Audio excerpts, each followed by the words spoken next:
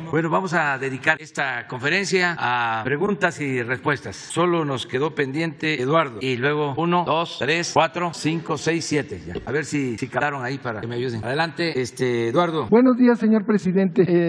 Eduardo Esquivel Ancona, SDP Noticias. Yo le quisiera preguntar, señor presidente, si la banca de desarrollo va a participar en créditos y apoyo para las 14 hidroeléctricas que se están modernizando para aumentar la generación de electricidad de energía limpia que hacen porque hay que acordarse que anteriormente la banca de desarrollo sí daba bastantes recursos para proyectos como eólicos de autoabastecimiento y como el de Eólica del Sur, Piedra Larga, todos estos en Oaxaca que inclusive generaron la construcción de conflictos sociales con los pueblos originarios de esa zona. Entonces yo quisiera saber si va a participar la banca de desarrollo en el proyecto de modernizar estas 14 plantas hidroeléctricas. Es de $1,000 millones.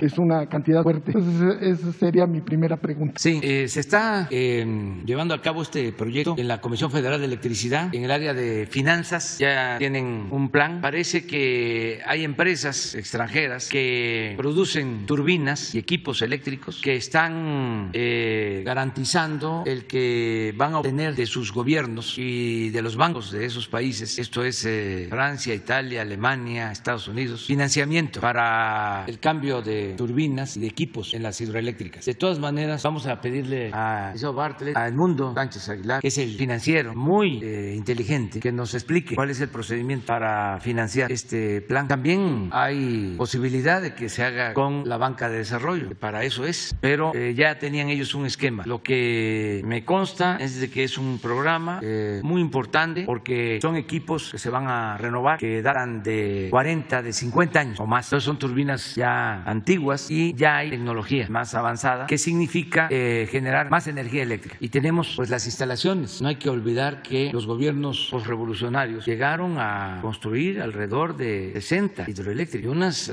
plantas extraordinarias. Por ejemplo, lo que hicieron en el sureste, en el río Grijalva, Angostura, Chihuacén, Malpaso, Peñita, lo que se hizo en el Papaloapan, 2 grandes hidroeléctricas. Entonces, y así, Infiernillo, en Michoacán, todo esto en el tiempo que fue secretario de Hacienda, Antonio Ruiz Mena, lo que se conoció como el periodo del desarrollo estabilizador. Hubo mucha inversión pública en infraestructura en ese tiempo, de manera especial en el gobierno del presidente Adolfo López Mateos. Entonces, existe toda esa infraestructura, que fue lo que debieron hacer los gobiernos neoliberales, reforzar esa política. Sin embargo, se dedicaron a privatizar. En eso consistió todo el periodo neoliberal. Pero ya la infraestructura que existe para hidroeléctricas es muy buena. Estamos generando 9% de toda la producción de energía con hidroeléctricas, pero si se resuelve lo del despacho, que eso es muy interesante, podría de inmediato aumentar al doble, es decir, 18% de generación de energía con las hidroeléctricas, solo con el despacho. Yo les he platicado, y esto sirve para que la gente vaya tomando más conciencia del porqué de la reforma constitucional en materia de energía eléctrica. En estas presas del Grijalva,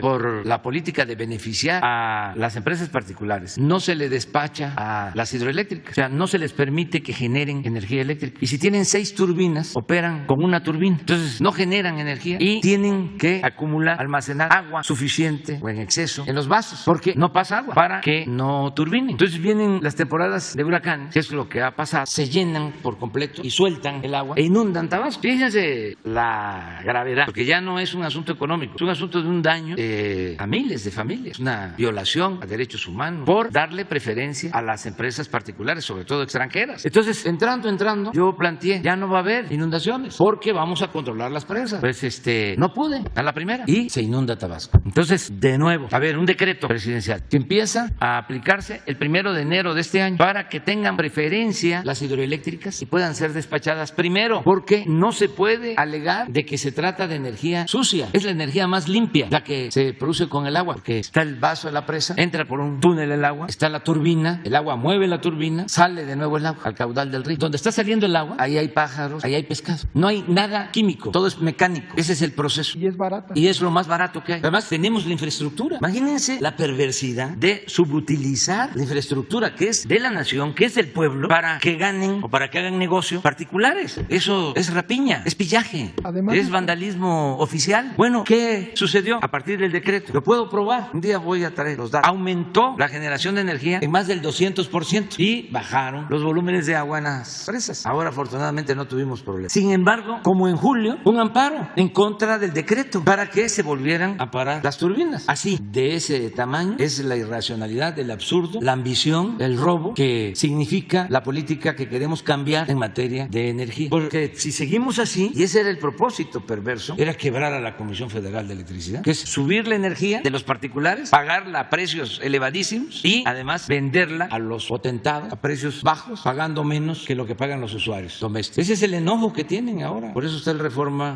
enojadísimo, el periódico Reforma, porque no quiere que pague más por la luz Oxxo, un patrocinador del Reforma, señor Fernández de Nuevo León. Ayer, con lo del enfrentamiento de trabajadores y la intervención de la policía en Paraíso, en Dos Bocas, no, pues ya hablaban de un muerto y están, pero muy deseosos de que haya tragedia, de que nos vaya mal. Son tiempos de sopilotes. Hasta el expresidente Calderón, no sé si tienes por ahí un Twitter que puso, fíjense en qué anda. Por eso, si el pueblo lo decide, si el creador lo permite, la ciencia, la naturaleza, terminando en septiembre, no me vuelven a ver ni a él, porque no se puede. Ya uno tiene su tiempo, la oportunidad de servir. ¿Cómo va uno a estar con desfiguros después de haber tenido la oportunidad, más en su caso, que no ganó? Bueno, ya terminó su gobierno, ya, gracias a la vida, ya, lo hizo bien, lo hizo mal, ya, pero no, demasiado apego al poder, mucha ambición. Mira, acusan que murió un trabajador de ahí. ¿Quién lo dice? Reforma. Podrían corroborar el fallecimiento del trabajador. Sería gravísimo. Así está, lamentable. ¿Y el Reforma? ¿No tienes la primera plana del Reforma? Convertido en un boletín, un pasquín inmundo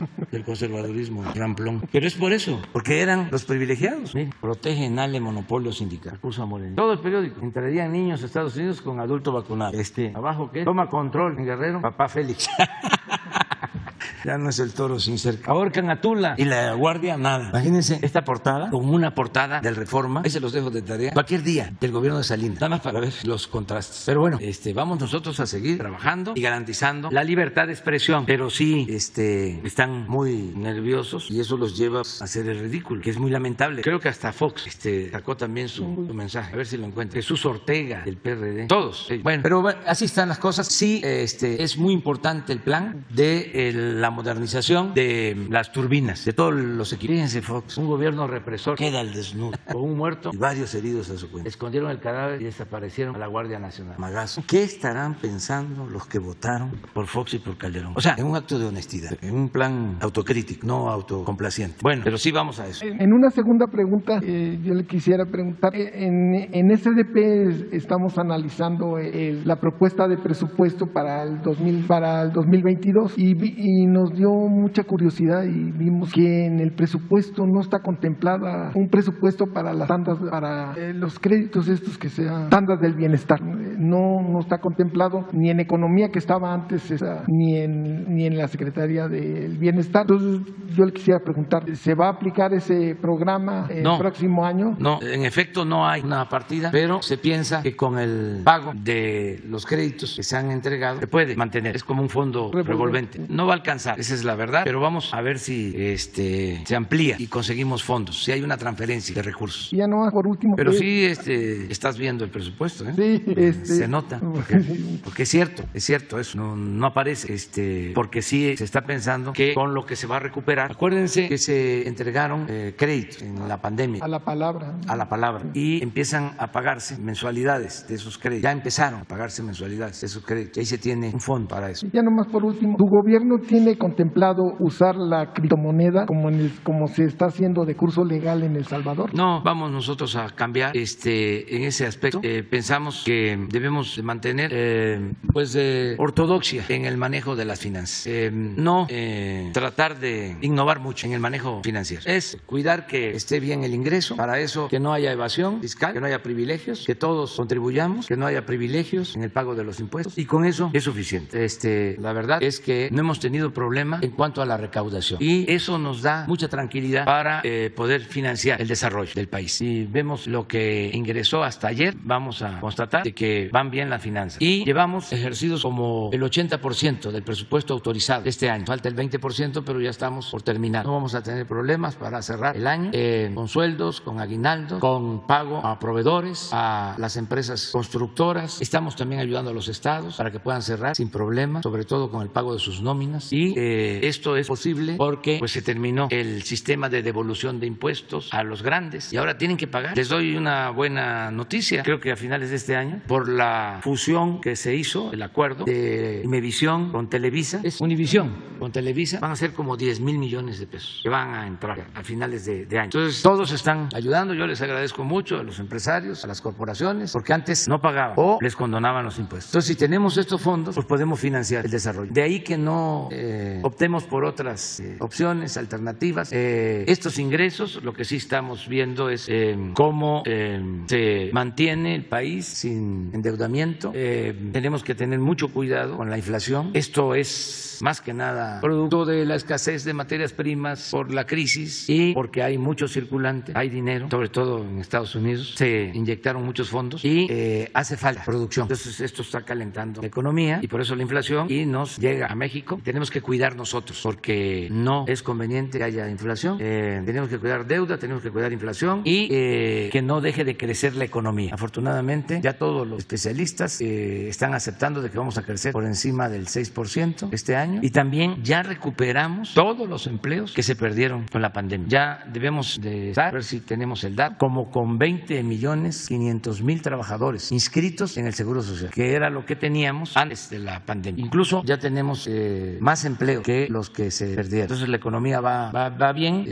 no nos vamos a confiar y también no vamos a gastar más de lo que nos ingresa, es decir, no vamos a contratar deuda adicional. A ver, ¿cuál tiene? Ingresos. Ahí está, hasta el 12 de octubre, de 3,93,000,000 al 12 de octubre del año pasado, todo el periodo, a 3,302,000,000 este año, más de 200,000 millones. En términos reales, ya descontando inflación, 1.5 de aumento. En el caso del impuesto sobre la renta, 1,357,000,000, ahora 1,428,000,000. En términos reales es lo mismo por la inflación, esto es nominal y esto es real. Y en el caso del IVA, sí hay un aumento considerable de 725,000 millones a 867,000. Aquí sí, más de 100,000 millones. Y en términos reales, 13.7. Entonces vamos bien lo que es recaudación. Y en empleo, hasta sí, el 12 también, 47,000 nuevos empleos en octubre. Pero hay otra tabla donde están todos, a ver si la tienen. No, este es octubre de cada año.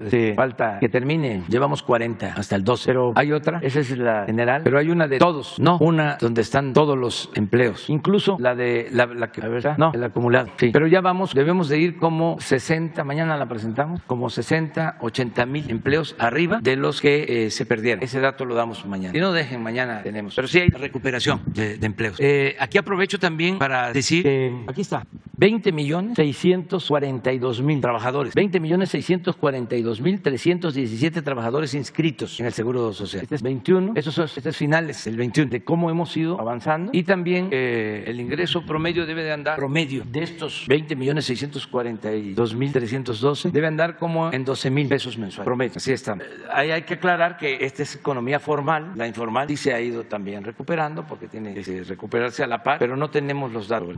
¿Quién sigue? A ver. Buenos días, señor presidente. Alberto Marroquín Espinosa, de JF Informa desde Cancún, frecuenciacat.com y desde mi portal en Querétaro, es ahora am.com. En estos próximos 3 años que aún le faltan como presidente nacional, es un hecho que se continúen dando cambios en su administración y ha comentado incluso que hay figuras de extracción panista o perista que podrían ser invitadas a su gabinete. En particular, los gobernadores de Quintana Roo y Yucatán, Carlos Joaquín y Mauricio Villa, respectivamente, son panistas con los que usted tiene una muy buena relación. ¿Podría recibir esta invitación para sumarse a la 4T? Y en el caso que fuera así, ¿alguna secretaría en particular podrían ellos encajar? Sí, van a participar servidores públicos, exgobernadores en nuestro gobierno. En unos días más voy a dar a conocer que van a representar a México en embajadas, en consulados, exgobernadores y dirigentes de distintos partidos y también ciudadanos sin partidos. Okay, muy bien. Y van a seguir ayudando. Todos los que quieran contribuir, ayudar a la transformación del país, tienen las puertas abiertas, mujeres y hombres honestos, con deseos de servir. Están terminando gobernadores, como el caso de Quirino Ordaz, más el gobernador que va a terminar de Guerrero, que no hicieron un mal trabajo. En el caso de Guerrero, quienes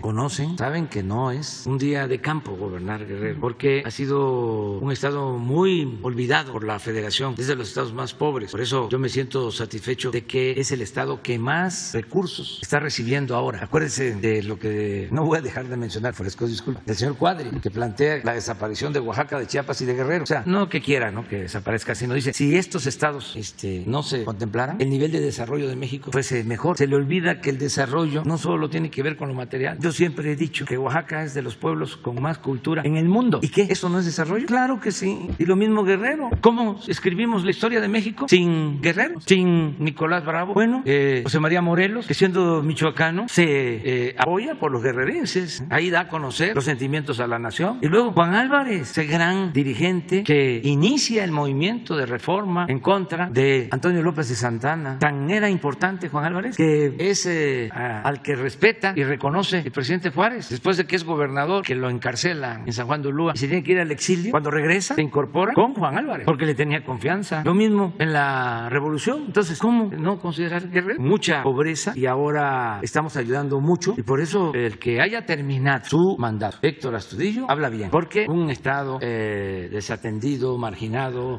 con mucha pobreza, pues también es propicio para la confrontación, para la violencia, para la inestabilidad política. Entonces está entregando, creo que mañana, el mando a Evelyn Salgado, que va a hacer un buen trabajo, y los vamos a apoyar, vamos a seguir apoyando al pueblo de Guerrero. Voy a estar allá de esta semana a la próxima, voy a la montaña de Guerrero, voy a la zona más pobre, y vamos a tener una reunión del gabinete federal, todo el gabinete federal. Vamos a estar en Chilpancingo en 10 días, de este domingo en 8. Va todo el gobierno federal a Guerrero a expresar nuestro apoyo al pueblo de Guerrero y a la nueva gobernadora de Guerrero. Gracias, presidente. Ya el año pasado le había señalado, señor presidente, le señala la injusticia salarial de los mandos medios, y atendiendo un poco las causas de por qué ocurre esto y por qué seguimos con este elefante reumático, he considerado que hay 3 causas posibles, ¿no? Unos son los salarios reales, que al menos llevan 21 años sin incrementos, y obviamente también el hecho de que se haya una compensación garantizada con un salario base que es menor a los 10,000 pesos, hablando de mandos medios hasta subdirector, ¿no? Enlace, jefe de departamento, subdirector, el salario base es menor a 10,000 pesos, desde 6,800 hasta 9,800. Obviamente es como el caso del IMSS, ¿no? Cuando decía alguna vez Zoé Robledo de que se registraban con un salario mínimo 2, cuando el salario real era mucho más alto, ¿no? Y al final de su trabajo, de esa gente que se quería jubilar, se jubilaba pues con un salario muy bajo, ¿no? Algo similar está ocurriendo con los mandos medios del gobierno federal, ¿no?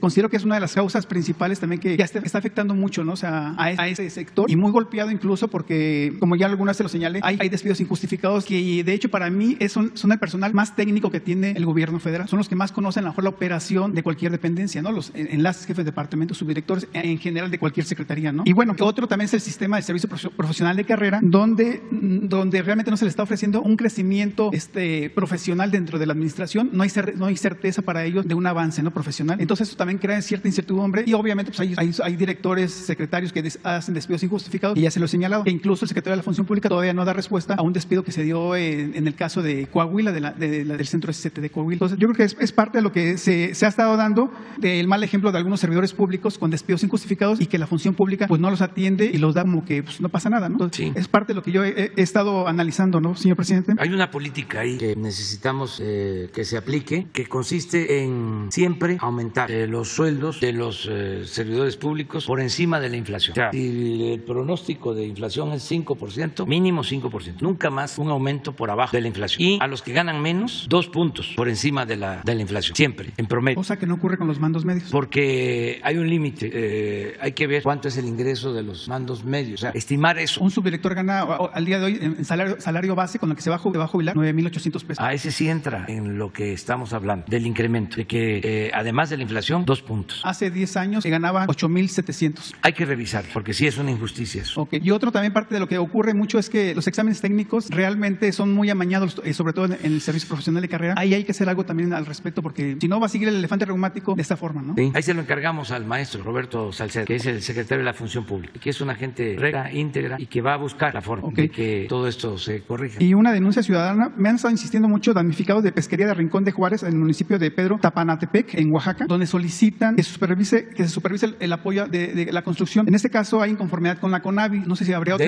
Hay inconformidad con la CONAVI, que no ha evaluado bien a la gente que que fue afectada por el temblor de 2017. Entonces, Tapana, conozco. Es el límite de Oaxaca con Chiapas, exacto, en el Istmo. Entonces, me han estado buscando mucho que si puedo pedirle de favor si pueden hacer una evaluación. Sí, le decimos al respecto, ¿no? a David Cervantes, que es el encargado del plan de reconstrucción. Okay. Que él va a ir. Y otras, ya ve que San Juan del Río se inundó hace poco con el inicio de la administración del nuevo gobernador Mauricio Curi, y pues la gente también está ahí como que se está vislumbrando un poquito que hay en San Juan del Río actos de corrupción con la construcción de casas que obviamente apenas les entregaron hace 2 años y ya están junto a un río San Juan, y parece que ya ocurre algo. Ojalá que pudiera haber alguna respuesta por parte de la Conagua o Semarnat, si hay algún estudio de impacto ambiental, qué pasa ahí también, ¿no? Y sobre todo, pues, como ya se declaró un estado de emergencia esa zona, ¿cómo participa el gobierno federal con el gobierno de Querétaro? Lo estamos haciendo, estamos ayudando en Querétaro por las inundaciones. Y el gobernador Curi está pues atendiendo las demandas. Incluso se están aplicando los planes de protección civil en Querétaro, y ellos nos expresaron, los gobernantes de Querétaro, gobernador Curi, de que se hacían cargo del apoyo a damnificados. Okay. Y lo creo, porque aunque está entrando el gobernador, lo considero una gente seria y responsable. De todas maneras, vamos nosotros a tomar en cuenta lo que estás planteando. Gracias. ¿Y cuándo nos visita? Pero sí se está trabajando. Okay, o sea, desde que empezaron las inundaciones, el Ejército, la Secretaría de Marina, Protección Civil y el Gobierno del Estado. Pero lo que corresponde a las afectaciones, a damnificados, los integrantes del Gobierno del Estado, el gobernador dijo, nosotros nos hacemos cargo. Vamos de todas maneras a ver qué está sucediendo. Gracias. ¿Y cuándo nos visita Querétaro, señor presidente? Ya, y la última vez que fue una mañanera fue el 19 de agosto del año pasado. Vamos ahí, okay, vamos ahí, porque además, terminando, bueno, ya me estoy reuniendo con todos los gobernadores que están entrando. Me voy a reunir con el gobernador de Querétaro. Okay, muchas gracias. Sí. ¿Quién sigue? Ayuden ustedes a... Gracias. Buenos días, presidente. Judith Sánchez Reyes, corresponsal de Imagen del Golfo de Veracruz. Presidente, ¿considera usted que lo sucedido ayer en Dos Bocas pudiera ser provocado, pues dado los intereses que hay al promover la autosuficiencia energética en el país? ¿Tiene algún reporte ya actualizado sobre lo sucedido? No, yo creo más que es el pleito por la titularidad del contrato. Lo que dije ayer, y algunos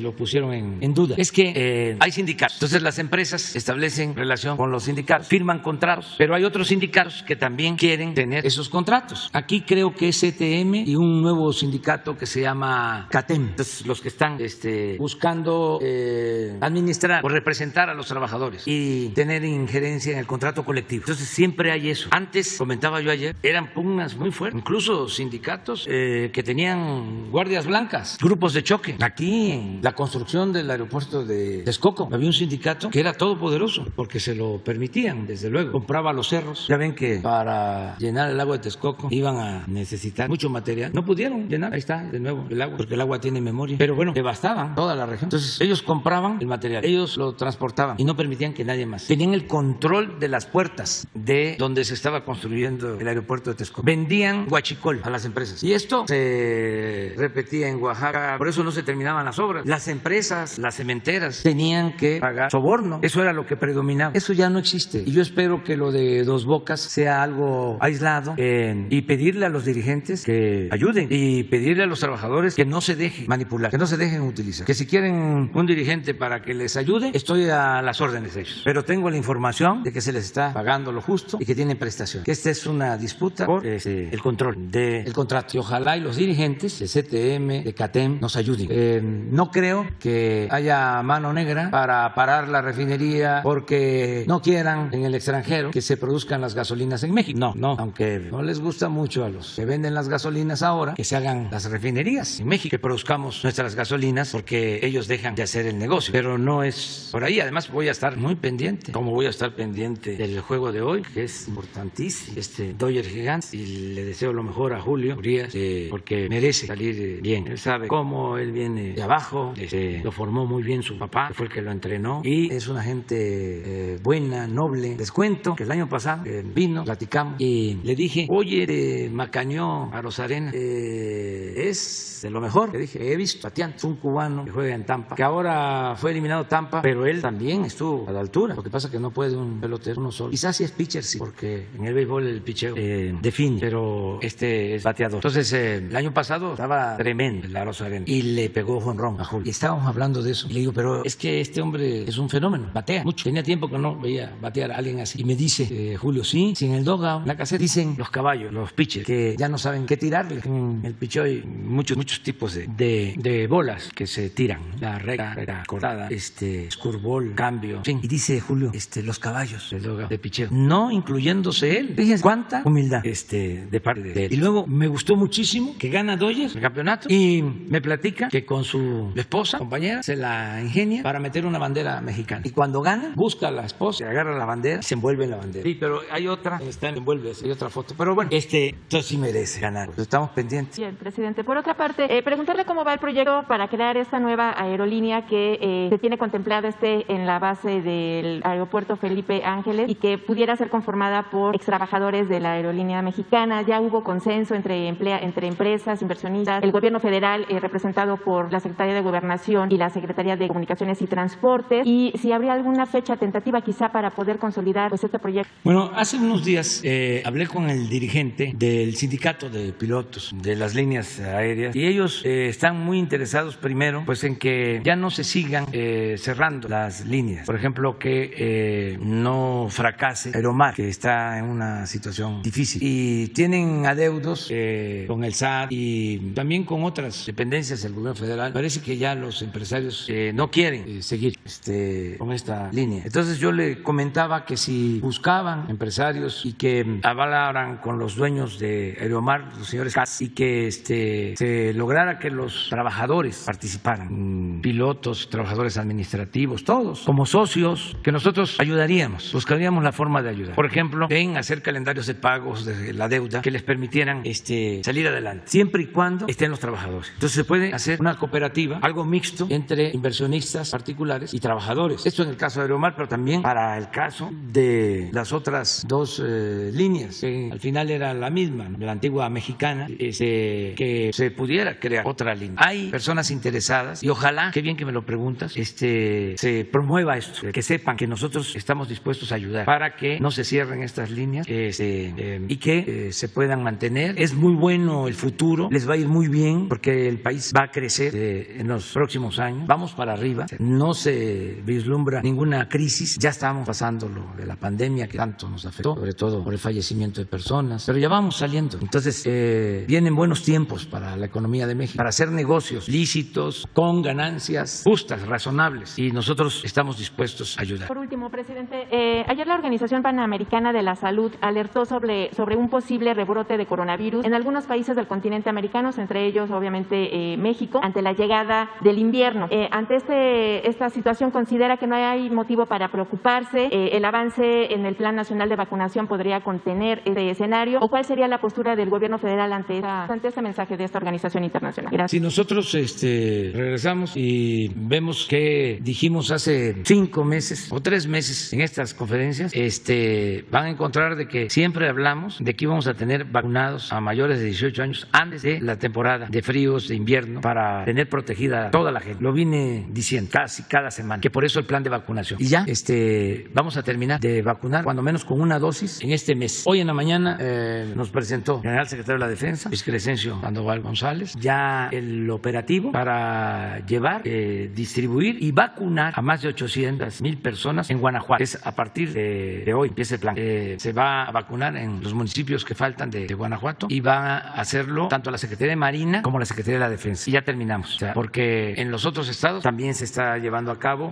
un programa con ese propósito. Nos están ayudando autoridades municipales, estatales, para que a finales de mes todos los mayores de 18 años estén vacunados cuando menos con una dosis. Y esto es muy importante. También, ya que hablamos de la Organización Mundial de la Salud, volver a pedirles que ya autoricen las vacunas que han demostrado eficacia, que han salvado vidas, que no han causado daño y que todavía ellos no aprueban. Ya lleva mucho tiempo. Pero bueno, aprovecho para decirlo, que lo voy a estar comentando. Ya Estados Unidos aceptó que pueden ingresar vacunados con dosis aplicadas de vacunas no elaboradas por ellos. Antes nada más decían Pfizer, Moderna, Johnson, ya aceptaron AstraZeneca, ya aceptaron otras vacunas y tomaron una decisión que yo celebro, una buena decisión, que van a permitir la entrada a quienes estén vacunados con las vacunas autorizadas por la Organización Mundial de la Salud. Entonces ya no es un país el que decide, es una organización mundial. Además, esa es su función y sin intereses políticos, ideológicos, apegados a la ciencia, ellos deben ya de autorizar. Pero no es posible que, porque hay una vacuna que se produce en un país con un sistema político, se le trate de marginar, cuando esa vacuna está siendo utilizada en muchísimos países y ha demostrado que ayuda y que no daña. Son organismos que no deben de meterse ni por asomo a los asuntos políticos. Ojalá y lo más pronto posible terminen de hacer sus análisis y se apruebe que esas vacunas vacunas están autorizadas para que podamos viajar por todos lados. Ahora que voy a Baja California y la otra semana que voy a Guerrero.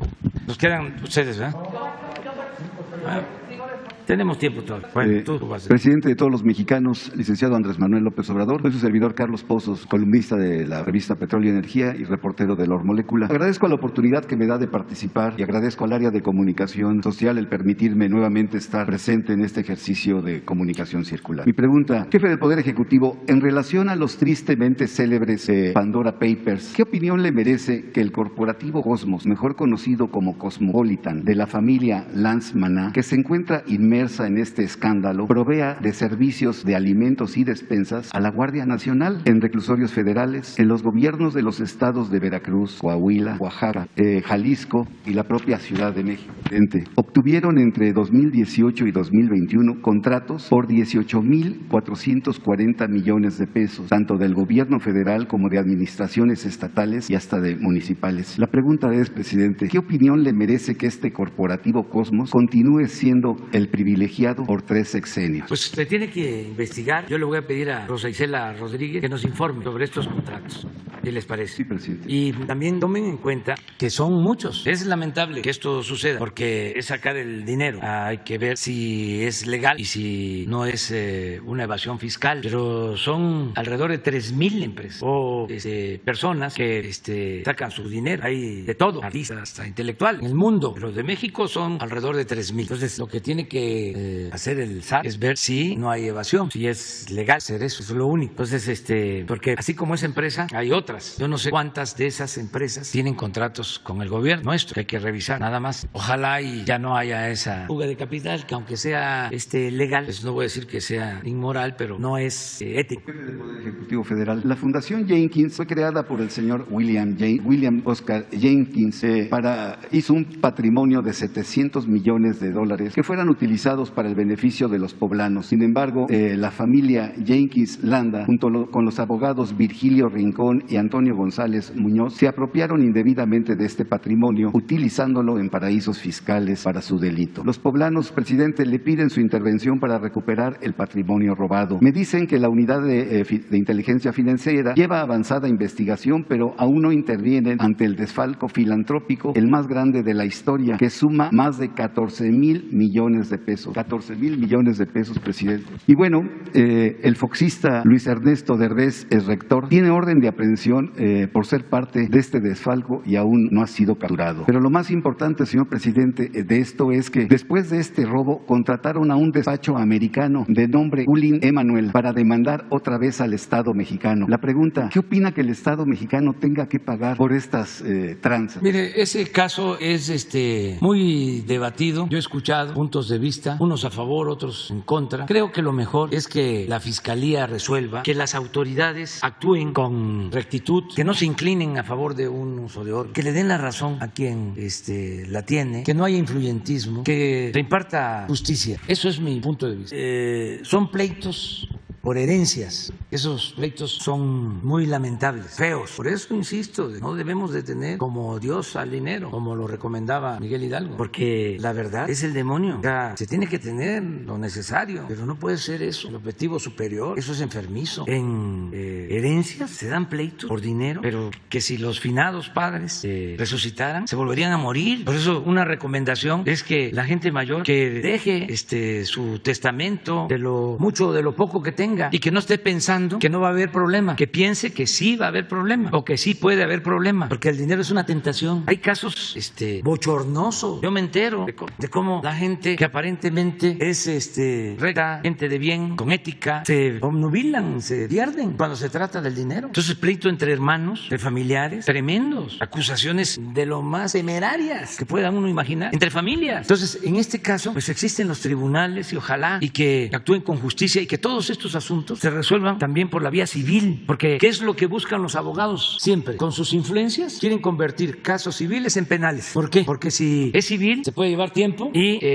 no van a la cárcel cuando es pleito por dinero. Pero si ese pleito por herencia, ese pleito civil se convierte, porque así lo decide una autoridad judicial, en un asunto penal, entonces ya pueden detener y entonces el que está en la cárcel pues ya tiene que aceptar. Hay casos de herencias que meten a la cárcel a la persona y ahí firma porque no quiere estar en la cárcel. Pero eso es una maniobra que hacen autoridades judiciales judiciales, incluso ministerios públicos y jueces, con abogados, trinqueteros, para que así sus clientes cobren. Entonces, ¿cómo las instituciones que tienen que impartir justicia van a ocuparse nada más de estar resolviendo estos asuntos de pleitos por dinero, cuando necesitamos que las autoridades judiciales atiendan también las peticiones, las demandas de justicia de la gente humilde? ¿Por qué nada más pueden ir a los juzgados los abogados famosos y son los que tienen acceso a jueces y a magistrados y a ministros, y la gente del pueblo no? Entonces, esto de la Universidad de Puebla, de las Américas, que ojalá y se resuelva con rectitud, además que quede claro que ya no es el tiempo de antes. Si hacen chanchullos, van a ganar el pleito, pero van a perder respetabilidad. Entonces, ya lo mejor es, existen estos problemas, que se actúe con rectitud, con apego a la ley, que se le dé la razón a quien la tiene. Eso es lo mejor. Y finalmente, presidente, no le pude preguntar ni antes ni después de su tercer informe de gobierno, mas sin embargo, a 44 días de ese ejercicio, me parece aún pertinente hacerle esta pregunta. Con la autorización de mi colega Héctor Herrera Argüelles de Radio Fórmula, me permito hacer esta analogía. Presidente, usted se encuentra a medio juego, estando en la parte alta de la cuarta entrada con el turno al bat. Aún le queda tiempo para unos jonrones más. La pregunta es, en 1063 días de gobierno de la Cuarta Transformación, ¿considera usted que México ya puede ser referencia en el mundo de ser el primer modelo que pudo anular el modelo neoliberal? ¿México puede ser ya la...? Claro que va a ser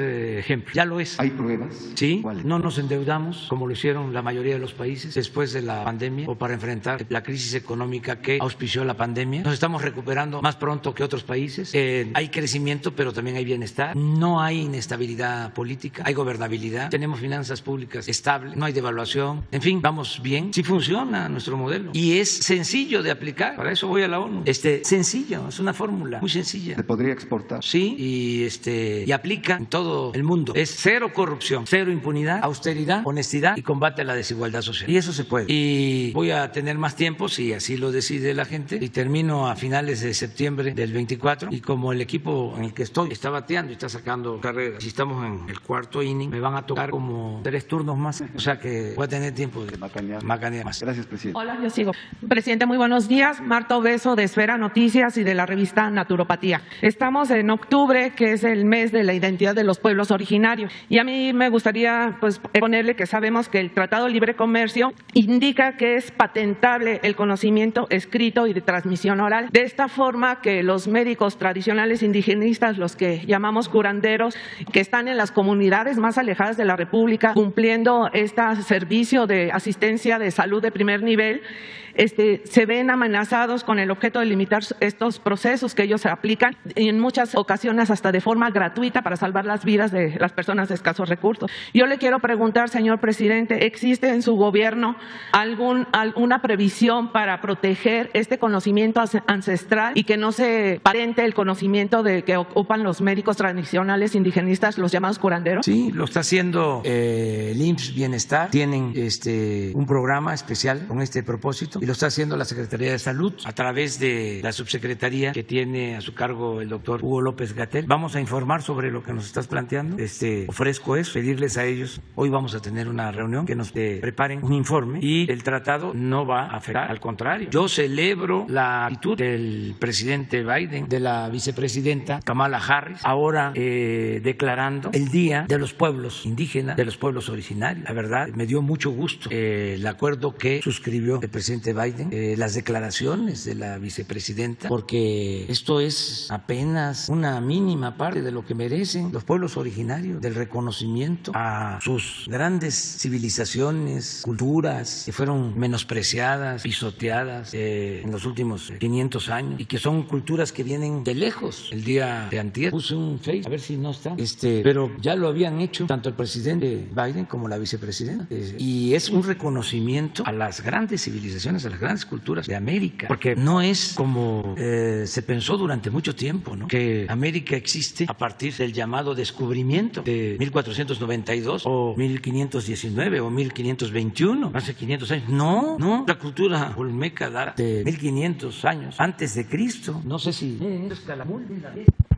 Miren este mural, 300 años antes de Cristo. Miren, un mercado maya. Estamos hablando de 1800 años antes de que llegaran los europeos, antes de que se diera la invasión. 1800 años antes. ¿Y que esto no es arte? Es de la época de los griegos, de Atenas. Esa es la grandeza de México. Entonces me dio mucho gusto que el gobierno estadounidense hiciera este reconocimiento a las culturas mesoamericanas y también la denuncia de los abusos, como lo hizo la vicepresidenta. ¿No tendrás el de la vicepresidenta Kamala? ¿Cómo se nos va a olvidar de que en el periodo de la colonia se traía esclavos de África en embarcaciones, que morían cientos, miles, que vivían sometidos no solo en Mesoamérica, en las islas del Caribe, en México, con cepos, con cadenas, la esclavitud en Estados Unidos? ¿Cómo olvidar eso? Es un asunto de la memoria histórica. Entonces, por eso no me preocupa, porque hay una actitud de parte del gobierno estadounidense y lo mismo del gobierno de Canadá, para que no se afecten nada a las comunidades indígenas. Fíjese, presidente, qué importante lo que usted acaba de decir y qué bueno que no le preocupe,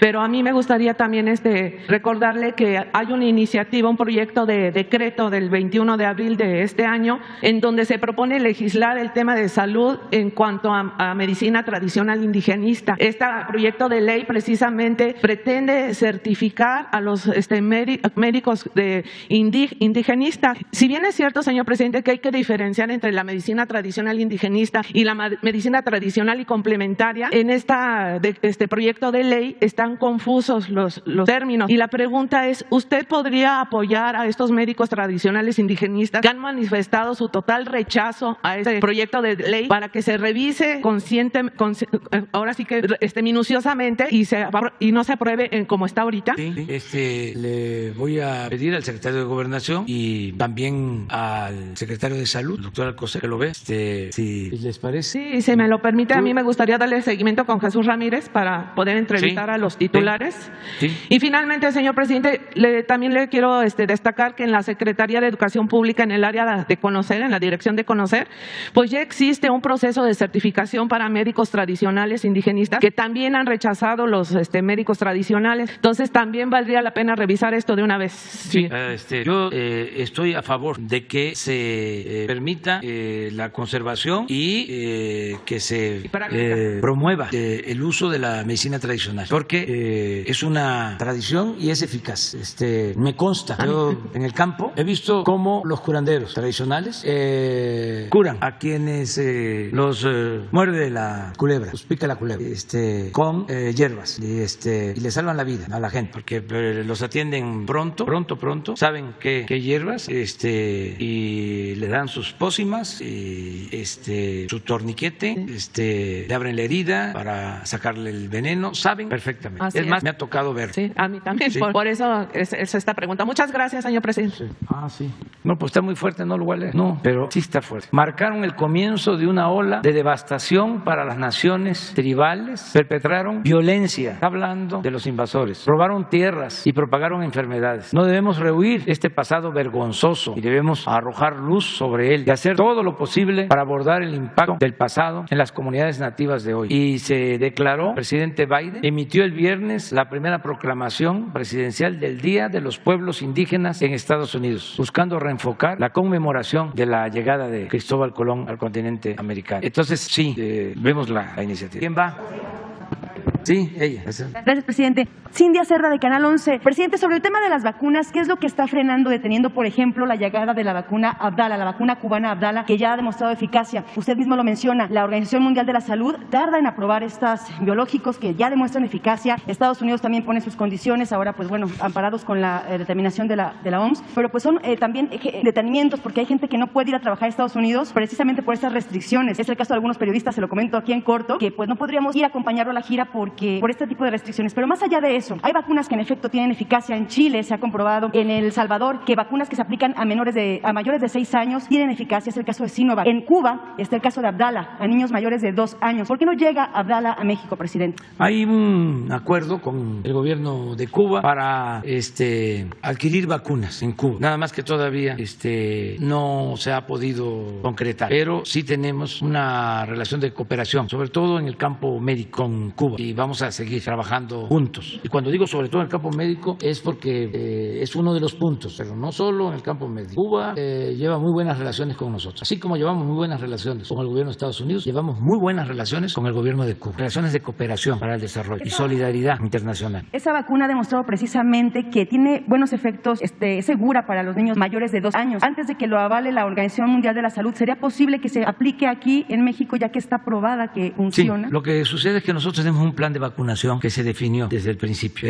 Si se recuerdan, hubo ciertas discrepancias porque dijimos primero los adultos, primero los que están atendiendo a los enfermos, los médicos. Y se generó una discrepancia porque se pensó de que se iba a vacunar a todos los médicos. Y dijimos primero los médicos que están atendiendo COVID, enfermeras, trabajadores de la salud. ¿Se acuerdan que había hasta manifestaciones? Como venían las elecciones, además, de manera por los partidos conservadores, el bloque conservador, echó a andar a los médicos de que no los queríamos vacunar. Entonces dijimos primero los que están atendiendo a enfermos, que tienen más riesgo. Segundo, adultos mayores. Y lo dijimos en aquel entonces y se tuvo resultados. ¿Por qué primero los adultos mayores? Que son los más vulnerables. Los tenemos que cuidar. Lo mismo a los enfermos crónicos. Entonces definimos toda una estrategia hasta llegar a los 18 años, ¿sí? De mayor edad hasta los 18. Estamos esperando decisiones de la Organización Mundial de la Salud para que podamos también, si se requiere médicamente, vacunar a los menores de 18. Porque aquí entran también intereses de las farmacéuticas que quieren que estemos comprando vacunas. Aprovecho para informarle al pueblo de México que hemos destinado 40,000 millones de pesos a la compra de vacunas. Por eso es que hemos avanzado, porque hemos dado anticipos para garantizar abasto. Entonces, ahora se decidió, así como vacunar a mujeres embarazadas, también a niñas, niños con alguna enfermedad crónica, alguna discapacidad. Ya lo estamos haciendo. Estamos esperando a que la Organización Mundial de la Salud resuelva lo de los jóvenes. Porque ahora, si aplicáramos vacunas, solo está autorizada para ese propósito Pfizer. Pero se tarda mucho la Organización Mundial de la Salud. Sí, pero ya es el segundo día que les estoy recordando y a lo mejor les voy a mandar una carta para que no tarden y se autorice. Claro, con todas las medidas de seguridad, pero no puede ser posible que tarden tanto. Además, ya la muestra que se aplicó es de millones de personas que no se sabe, de que no se presentaron, afortunadamente, casos graves por reacción de la vacuna. Entonces, ojalá ya resuelva. Otro tema brevemente, presidente. ¿Cómo va la descentralización del gobierno federal? Ya avanzaba la Secretaría de Educación Pública que próximamente a Puebla, en noviembre. También el secretario Alcocer dijo que ya en octubre inició con algunos trabajadores, 200, 100 de cada dependencia, que le han reportado las otras secretarías. Se va Pemex a Ciudad del Carmen, Agricultura a Ciudad Obregón, Sonora. Se detuvo por la pandemia, pero ya están los preparativos. Ya está Cultura en Tlaxcala y les hemos venido recomendando a todos que no pongan un departamento o que sea una especie de delegación en el Estado y que se mantenga aquí toda la estructura, que sea pura faramaya. No, queremos que funcione la Secretaría, la institución desde el Estado. ¿Cuántas son en total las que se van? Pues se tiene que ir Bienestar a Oaxaca, a Puebla, Educación Pública, el Seguro Social a Morelia y así otras. También a San Luis, creo que es Comunicaciones. ¿Tienen una fecha límite para hacer esta descentralización? Tenemos todo el año próximo. Yo espero que ya termine. Gracias, presidente. Bueno, ya.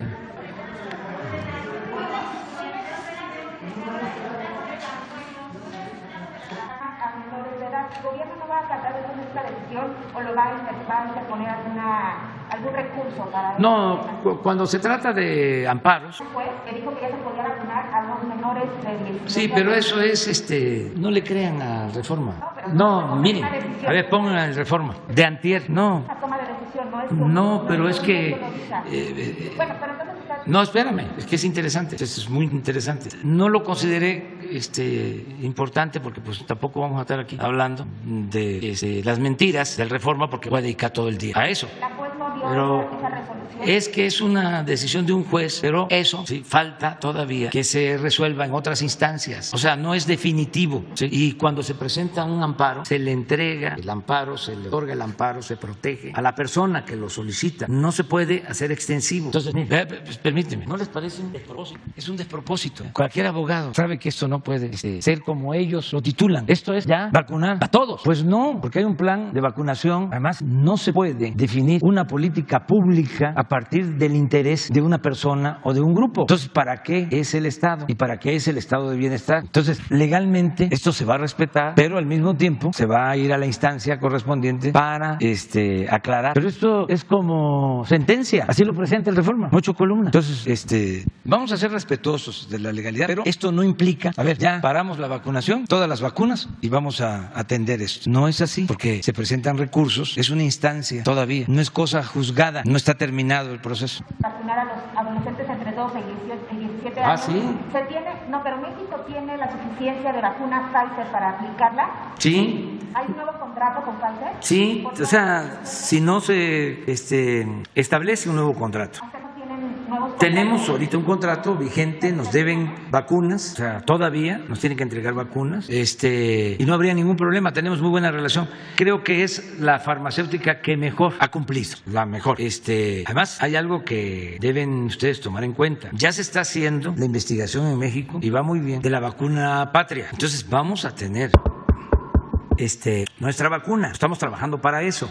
Tiene todo el apoyo. CONACYT, el equipo de investigación, acabamos de autorizar 180 millones de pesos para apoyar la investigación. Entonces, al momento que tengamos esa vacuna, va a depender de la eficacia y de todos los análisis, pero al momento que tengamos esa vacuna, ya es otra cosa. No es que no se quiera aplicar también la vacuna a los menores, es que no hay una recomendación médica en ese sentido. Todavía no definen, porque sí puede causar daño. Entonces, tenemos que esperarnos. Esto lo he explicado aquí, Hugo, muchísimas veces, pero ¿por qué me quitaste a todos los que solicitan amparo? Deben ser, a ver si no tienes la lámina de los amparos. A todos, ya cuando se resuelve, se les aplica la vacuna Pfizer. No hemos tenido ninguna demora cuando hay una resolución, porque se cumple con lo que está legalmente establecido. A lo mejor tenemos ahí, pero para explicarles de cuántos amparos, afortunadamente no son muchos, y ya se empezó lo del registro de los niños. Este es el de los niños, no, pero el de los amparos no lo tiene. Bueno, ya se los presentamos. Estos son los que se han registrado en la plataforma para ser vacunados. Perdón, es que no me presenté, Karina Aguilar del diario 24 Horas, pero preguntarle también, el conflicto que se registró ayer en Dos Bocas, en Tabasco, ¿esto podría afectar la obra, retrasar los trabajos o no hay? No, nada. Eso es lo que quisieran los adversarios nuestros. Pero no. Vamos a inaugurar la refinería en julio del año próximo.